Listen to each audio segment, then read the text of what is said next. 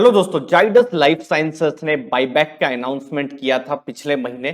तो important dates आ चुकी है बाईबैक को लेकर, उसके बारे में बात करेंगे। बाईबैक से जुड़ी इंपॉर्टेंट डिटेल्स समझेंगे।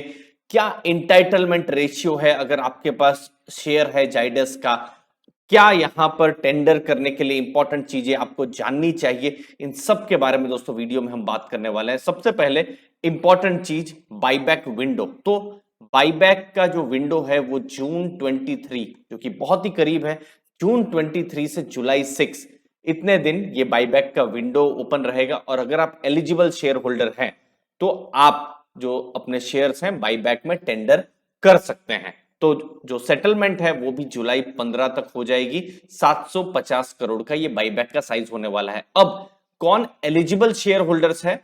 जिनके पास भी स्टॉक जून 1 से पहले था, क्योंकि जून 1 जो थी वो एक्स डेट थी।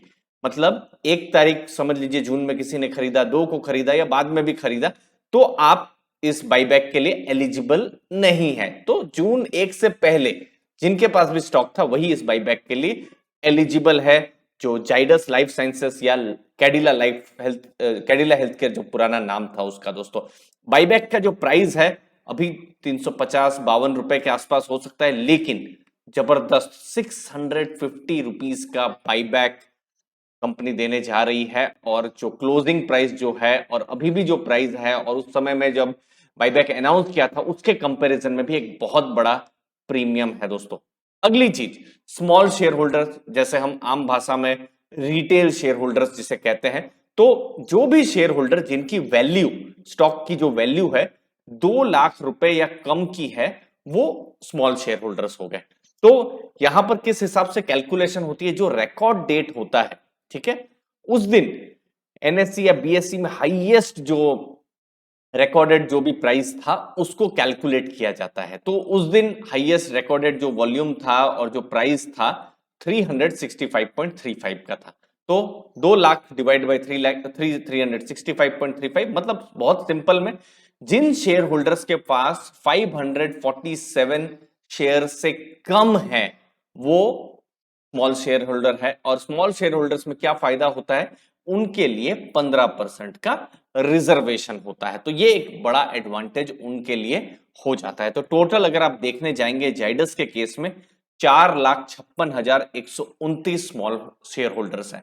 547 आपको इंपॉर्टेंट जो है नंबर याद रखना है, वो उसके नीचे जितने भी शेयर्स हैं आपके पास वही स्मॉल शेयर होल्डर्स है। और 2 लाख रुपए की वैल्यू से ऊपर के होंगे तो फिर आप जनरल कैटेगरी में आ जाएंगे। तो ये आपको ध्यान में रखना है। अब यहां पर क्या इंटाइटलमेंट होने वाला है जो टेंडर मैकेनिज्म में होगा? तो इंटाइटलमेंट थोड़ा सा यहां पर बहुत ज्यादा नहीं है। जो रेशियो है 26 शेयर आउट ऑफ 503 शेयर्स, इस हिसाब से रेशियो निकला है, जो कि अप्रोक्सीमेटली 5.17% का है। मतलब मोटा मोटी आप ऐसा सोच सकते हैं, समझ लीजिए आपके पास 100 शेयर है तो 5 शेयर की इंटाइटलमेंट उसके आसपास की बनती है, 5, तो 5.17 है। तो जो भी रेस्पेक्टिव मेल्स हैं वो आपको आगे होंगे कि आपकी कितनी इंटाइटलमेंट है। अब बहुत सारे शेयर होल्डर्स ऐसे भी होंगे जिनके पास समझ लीजिए 10 शेयर है या उससे भी कम शेयर है या 15 शेयर है, तो शायद उनकी जो इंटाइटलमेंट है कुछ नहीं होगी।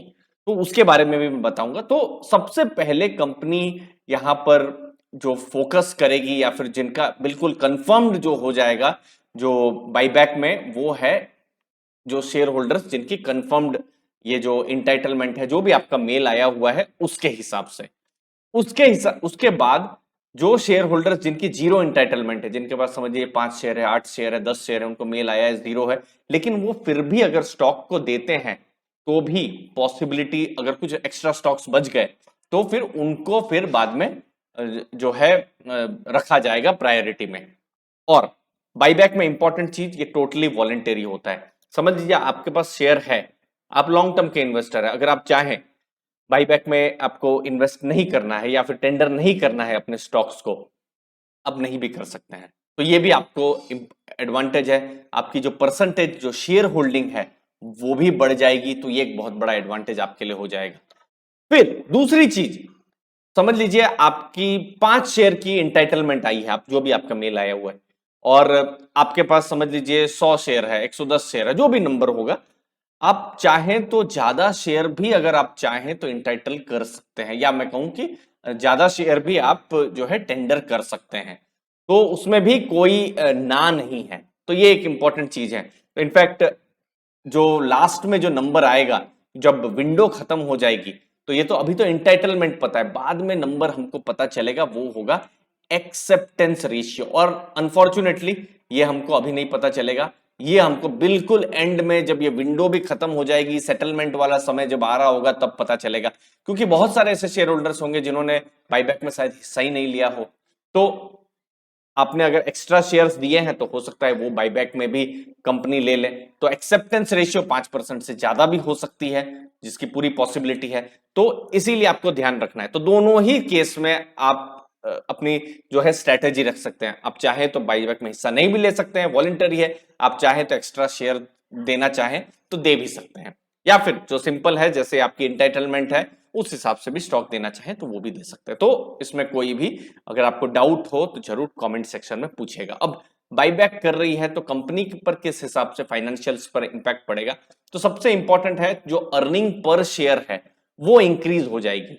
क्योंकि जो नंबर ऑफ शेयर्स है, बाईबैक मतलब क्या है, कंपनी अपने शेयर्स को खरीद ले रही है और फिर बाद में वो शेयर्स एक्सटिंग्विश हो जाएंगे, मतलब खत्म हो जाएंगे। तो जो शेयर्स हैं जो कि एक्सटिंग्विश हो जाएंगे तो ईपीएस इंक्रीज हो जाएगा, पी रेशियो डिक्रीज हो जाएगा और डेट टू इक्विटी रेशियो थोड़ा सा इंक्रीज हो जाएगा। मुझे उम्मीद है आपको वैल्यू मिली होगी। आपके समय के लिए दोस्तों बहुत बहुत धन्यवाद।